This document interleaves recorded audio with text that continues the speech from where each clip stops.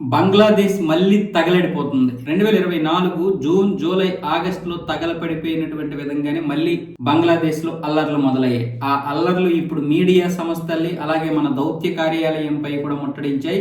దాంతో పాటు హిందువుల మీద కూడా దాడులు చేస్తున్నారు. అక్కడ ఉన్నటువంటి స్థానిక హిందువులను కూడా దాడి చేస్తున్నారు. మహమ్మద్ అంటే ప్రవక్త మహమ్మద్ ఏదో అన్నాడని ఒక హిందూ కార్మికుడిని కూడా కొట్టేసి చంపేసి చెట్టుకి కట్టేసి మంట పెట్టేశారు. కేవలం ఈ అల్లర్లో భాగంగా భారతదేశంలో షేక్ హసీనా ఉన్నదనే అక్కస్తో ఈ చనిపోయినటువంటి వ్యక్తి ఎవరంటే ఈ radical Islamist Osman Nabi Hadi.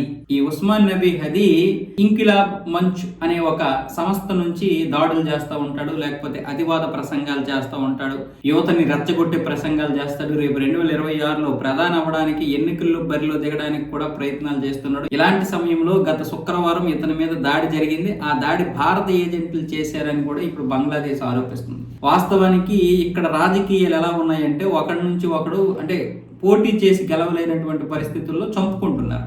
Last time Sheikh హసీనాని చంపేద్దామని చూసి బయటికి పంపించేశారు. బయటికి పంపించడం అంటే ఆవిడ దొరక్క ఒక అరగంటలో తప్పించుకొని వచ్చేసారు భారతదేశం. ఆవిడతో పాటు హోంమంత్రి మరికొంతమంది ఇప్పుడు భారత్ లో ఉన్నారు ఒక రహస్య ప్లేస్ లో. అలాగే ఇప్పుడేమొచ్చేసి మహమ్మద్ యూనుస్ ప్రభుత్వం వచ్చిన తర్వాత కూడా ఈ తాత్కాలిక ప్రభుత్వాన్ని కూడా ఎవడు దేకడం లేదు.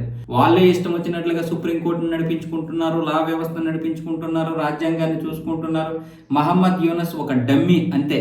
ఈ మహమ్మద్ యూనుస్ ఇతన్ని చంపించడానికి కొంతమంది, ప్రతిపక్షాలు గెలవడం కోసం అంటే అతను నిలిచుంటే ఓడిపోతామనే భయంతో చంపించారని కొంతమంది, భారత ఏజెంట్లు చంపించారని కొంతమంది, ఇలా రాజకీయాలు చేసి ఆయన మరణం ఒక్కసారిగా ఇప్పుడు బంగ్లాదేశం అంతా కూడా వ్యాపించడంతో అందరూ అతనికి సపోర్ట్ గా మొత్తం రోడ్ల మీదకి వచ్చేసి అల్లర్లు చేసేసి మొత్తం తగలబెట్టేస్తున్నారు. ఎవడ దేశం నష్టపోతుంది? వాళ్ళ దేశమే నష్టపోతుంది. ప్రజలు రోడ్డు మీదకి వచ్చి ఒక నిరసన చేపట్టారంటే దానికి ఒక అర్థం పర్థం ఉండాలి. వాడు ఏదైనా అవినీతి చేశాడా, లేకపోతే వాడు ఏమైనా దేశానికి నష్టం చేశాడనే విధానంలో ఎవడైనా ఎటువంటి ధర్నాలు చేస్తారు. వీళ్ళేంటో ఎప్పుడు కొట్టుకు చూస్తూనే ఉంటారు.